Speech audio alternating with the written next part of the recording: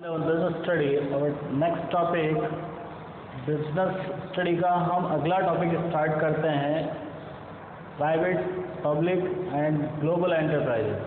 Private public and global enterprises के हमने पिछली क्लास के अंतर्गत कुछ बेसिक इंट्रोडक्शन देखा था, जहां हम पब्लिक सेक्टर को समझ रहे हैं। पब्लिक सेक्टर कुछ ऐसी चीज़ें होती है जिस पर सरकार का नियंत्रण होता है और उन्हीं नियंत्रण और उसी सरकार के इन उपक्रमों के बारे में थोड़ा सा जानते हैं। इसी बीच हमने एक पॉइंट को स्टार्ट किया था, डिपार्टमेंटल अंडरटेकिंग, विभागीय उपक्रम को हमने थोड़ा सा समझा था, जिसका डेफिनेशन कुछ अर्थ हमने अपनी पिछली क्लास में तो देख लिया था। आज हम स्टार्ट करते हैं डिपार्टमेंटल अंडरटेकिंग की कुछ विशेषताएं हैं, कुछ गुण हैं, कुछ दोष हैं। पहले एक बार फिर से उसका अर्थ जानने की कोशिश करते हैं कि विभागीय उपक्रम का तात्पर्य होता है कि सरकार के नियंत्रण में एक ऐसा उपक्रम होता है जो सरकार जिस पर पूर्ण रूप से सरकार का नियंत्रण रहता है। उसके लिए एक अलग से मंत्रालय रहता है, सरकार अपने मंत्रालय के अधीन उसका संचालन, निर्माण और नियंत्रण करती है।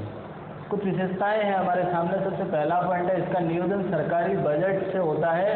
इससे संबंधित आय व्यय सरकारी खजाने से संचालित होती है। देखिए, इसका जो नियोजन होता है, इससे रिलेटेड जो प्लानिंग करते हैं वो सारी सरकारी बजट के अनुसार होती है। सरकार अपना बजट प्रस्तुत करती है हर साल, तो हर साल जो बजट प्रस्तुत करती है उस बजट में इस प्रकार के मंत्रालयों को भी जोड़ा जाता है। फॉर एग्जाम्पल, हमारे पास रेलवे है, पोस्ट ऑफिस है, डिफेंस है, ये सारे ऐसे कुछ विभाग हैं जो सरकार के अधीन रहते हैं। पूर्ण रूप से सरकार का संचालन रहता है इसके अंदर और इनसे संबंधित सरकार बजट प्रस्तुत करती है।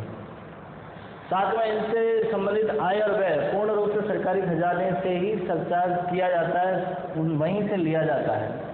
नेक्स्ट, लेखांकन और अंकेक्षण पर नियंत्रण सरकार का होता है। ये इस प्रकार इसकी जो अकाउंटिंग एंड ऑडिटिंग होती है, किसी भी प्रकार की अकाउंटिंग करो या ऑडिटिंग करो जिस पर पूर्ण रूप से नियंत्रण सरकार का रहता है। उपक्रम के कर्मचारी सरकारी कर्मचारी होते हैं। इस प्रकार के जो उपक्रम है, जो बिजनेस है, उनके अंदर काम करने वाले व्यक्ति सारे ही गवर्नमेंट एम्प्लॉय होते हैं। नेक्स्ट आता है, यह मंत्रालय के उपमंडल के रूप में सीधे मंत्रालय से ही नियंत्रित होते हैं। मीन्स उस पर जितना जो कंट्रोल पावर है, जो कंट्रोलिंग करता है, वो किसी मिनिस्ट्री के अंडरटेकिंग में होता है। मीन्स इस पर जितना भी आपका नियंत्रण होगा वो एक मिनिस्ट्री, एक मंत्रालय करता है। इसके लिए सेपरेटली सरकार अपना मंत्री नियुक्त करता है। ये अपने संबंधित मंत्रालय के प्रति जवाबदेही होते हैं। जो इनसे रिलेटेड मंत्रालय है उनसे प्रति ये जवाबदेही होते हैं। जैसे हम रक्षा की बात करते हैं कि अपने राष्ट्रीय सुरक्षा की बात करते हैं, तो अपने देश में एक रक्षा विभाग अलग है और हर देश में होता है। जो रक्षा मंत्रालय है, जिसके लिए पर्टिकुलर एक मंत्री का पद स्थापित होता है, मंत्री होते हैं, उसके साथ में अलग अलग इनसे रिलेटेड कर्मचारी होते हैं और उस मंत्री और मंत्रालय का सरकार के प्रति या देश के प्रति जवाबदेही होती है इस कार्य को लेकर।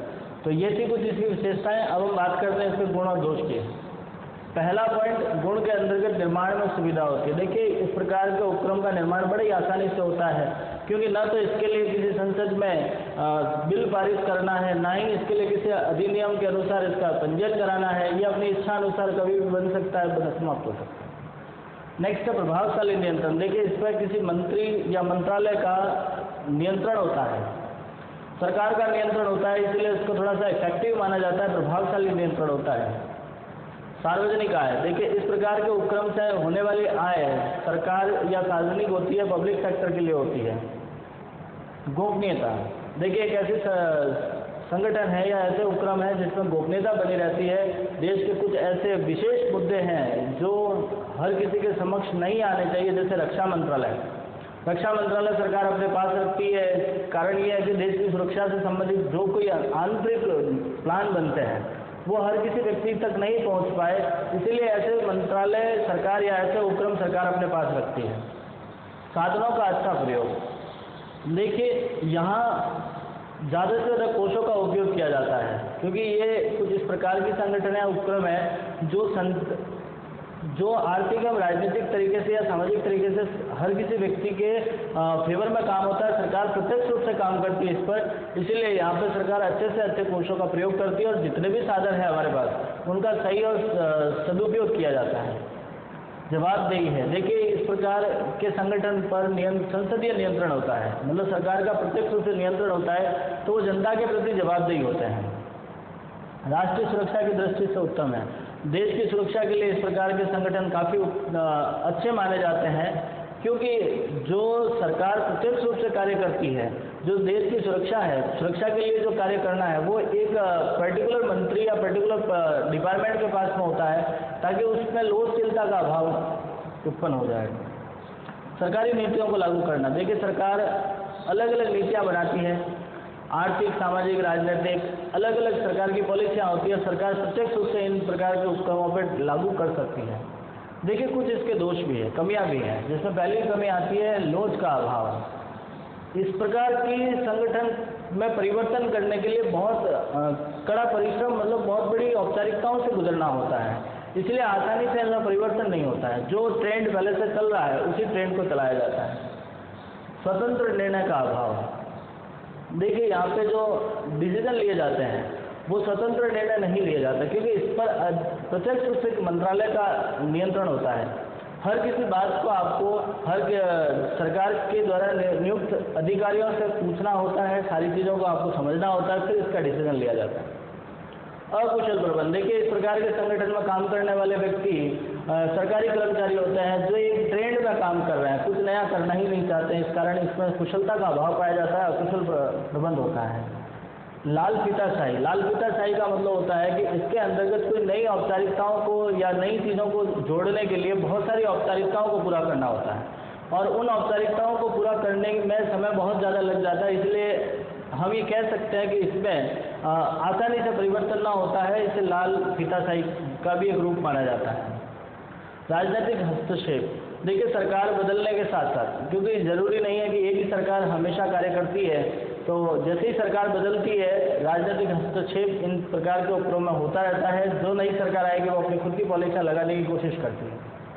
अभिप्रेरण का अभाव, देखिए इस प्रकार के संगठन या इस प्रकार के उपक्रम में काम करने वाले व्यक्तियों का पदोन्नति, उनको जो प्रमोशन मिलता है वो टाइम के बेस पे मिलता है, काम के बेस पे नहीं। तो उन्हें इन काम को लेकर वो पहले से सुसुप्त बैठे रहते हैं, ठीक है काम कर रहे हैं, वैसे उनका समय पूरा होते हैं उनको प्रमोशन मिल जाता है, तो काम में थोड़ा सा उनके आलस प्रवृत्ति रहती है, अभिप्रेरण मोटिवेशन नहीं हो पाता उनके लिए।